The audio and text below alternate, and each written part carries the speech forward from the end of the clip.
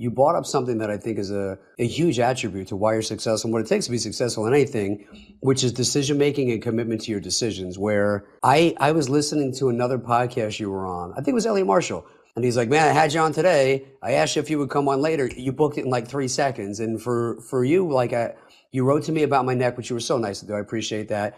And I was like, call me when you have free time. My phone rang almost instantly. I sent you the link for the podcast. You booked it right away. So you're making decisions fast, where I feel like that translates equally as important, if not more, in business as it does to on the mat. Where I remember one of my first MMA fights, I tried to practice every position. And then every time I got into those positions, I was like, okay, what are like the 6 things I can do from here? And by the time I decided what I wanted to do, the guy was out. And so for the next fight, Papa Sarah actually was like 2 things from everywhere, and that's it. And so when you're in these positions, A, B, A, B, A, B, and making quick decisions, and I realized having too many options is usually an illusion. You don't really have those because then you don't have something to pick. People second guess their decisions. They're afraid they're going to make the wrong decision. They have insecurities about what are people going to think if I make the wrong decision. You don't seem to have any of that. How did you learn that? Well, I do. Well, what I'll do is, to be honest with you, there's certain things, if it's an important decision, big decision, I will sleep on it. That's one thing and that is, it's against my nature. My nature is to go now.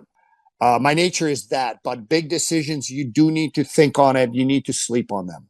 But, most decisions are not big decisions. You can make a decision quickly, but bigger ones, I will make research. I will listen to people, and then I'll make a decision. So it's a spectrum, to be honest with you. My natural inclination is to do immediate, okay, especially if it's a problem.